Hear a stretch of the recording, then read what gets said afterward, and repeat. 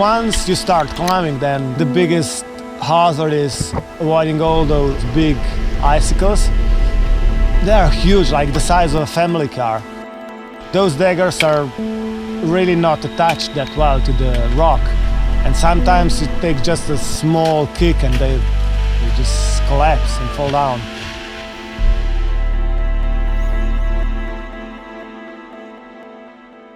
My name is Klemen Premrl. I'm an ice climber and adventurer. My climbing has taken me to so many different places all over the world. Then Hampton Falls came into the radar and it just changed everything. I mean, it's the steepest ice you can find anywhere. Once you're there and you're walking towards the icefall, you just get this feeling how big it is. I mean, it's huge and it's steep.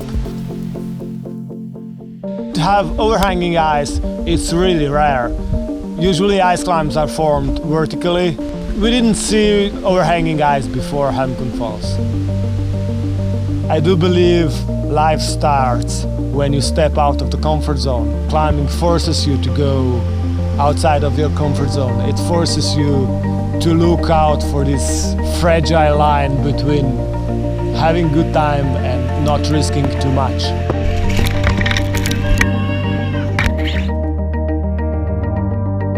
Fear is present a lot. But once I'm there and once I start to work on the route, the fear just goes away. There's no more fear. It's just about climbing and having good times.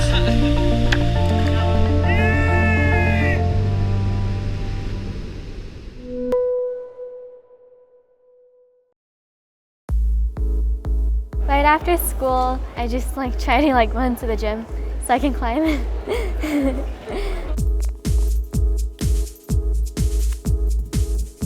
It's a dangerous sport, but the only thing that I'm afraid of is not being able to get to the top.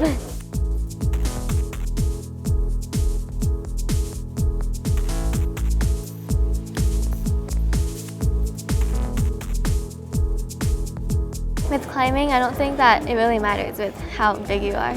If you're smaller, you can hold on longer, and your hands might be smaller so you can fit more fingers on holds.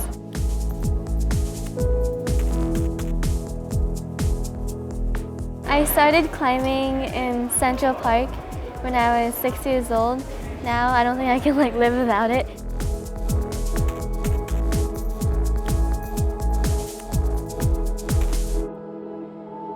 When you're close to the top of the climb you're trying to do, your forearms usually feel like they're gonna explode and they're gonna burst open, and you feel like you have to let go. But with climbing, you just can't let go.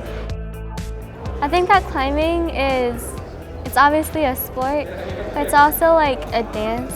You sort of have to be able to flow up the wall and come up with your own technique to get to the top.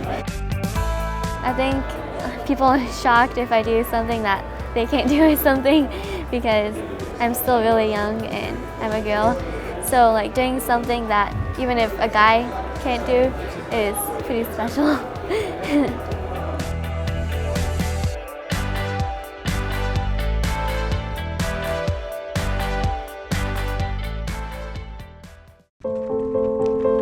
When I first started climbing, I was so bad.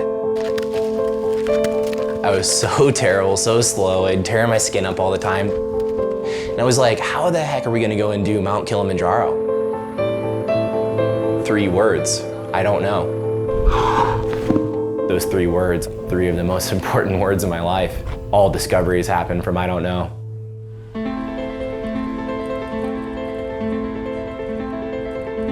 My name is Kyle Maynard, and I have an extremely hard time saying what it is exactly that I do. I've been an athlete my entire life. Football to wrestling to weightlifting and Brazilian Jiu-Jitsu, and now most recently taking on climbing some of the highest mountains in the world. I was born with congenital amputation, so it basically means my arms end at the elbows, my legs end at the knees. You know, I think some people, they look at me and maybe even feel sorry for me, but really, truthfully, my life doesn't look a whole lot different than yours. You know, I type on my computer the same way. You know, I use my phone just like anybody else. I'm on Bumble like any other single person my age. We got a match. My first experience with climbing, really anything of significance, was in a CrossFit competition in 2010. The first workout was you had to do a 1,000-meter row in this rowing machine in a sprint up Stone Mountain. Everybody else did it in maybe 25 minutes. It took me an hour and 46 minutes. I tore all the skin up on my arms, but I got to the top and I was like, wow, this is breathtakingly beautiful. And I told my friend that night, I said, I want to climb Mount Kilimanjaro. I don't know if I can, I don't know if I can't, but I do know that I want to try to figure it out. I want to go and find a way and get up there. There were a ton of challenges with getting into climbing, and the biggest one was the gear. I literally started with bath towels duct taped to my arms and my feet. I couldn't go to the store and buy a typical pair of shoes, so we had to come up with a unique solution. Now to climb, I use a carbon fiber special custom shoe. I use those to bear crawl up Kilimanjaro. Then me and my team, we took on climbing Mount Aconcagua, the highest peak in South America. I felt my body was like in full shutdown mode. And it was brutal at moments, but it was breathtakingly beautiful. At the top of that mountain, you know, you can almost kind of make out and see like the curvature of the earth. I mean, it was just a moment I'll never forget.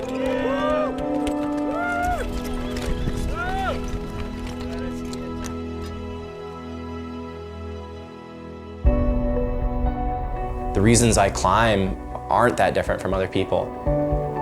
95% of it does suck.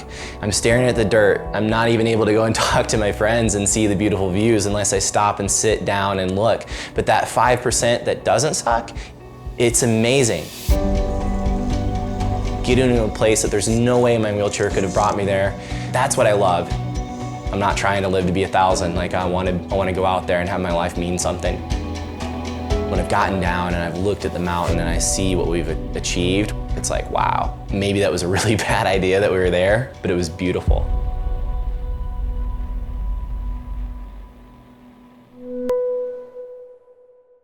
So what's the highest you've ever slept at? Almost a mile.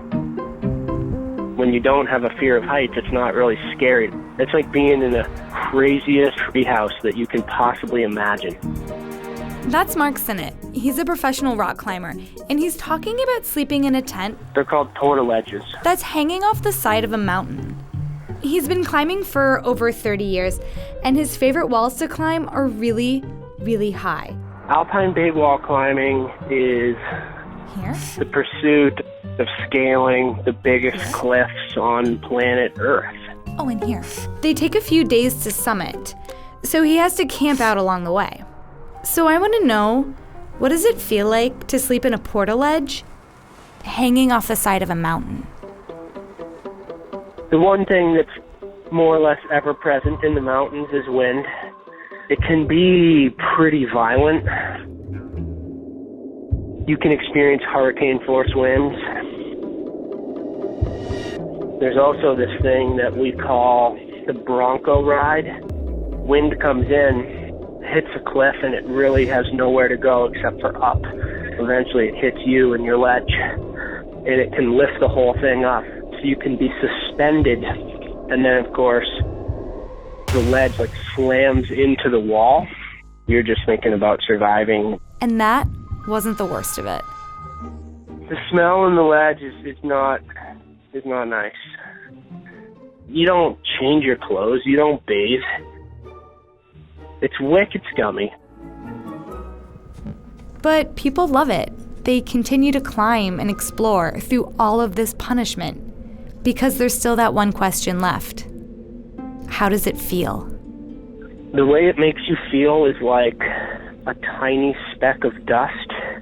It's very empowering. It really is just like kind of the most spectacular spot that you can be on planet Earth.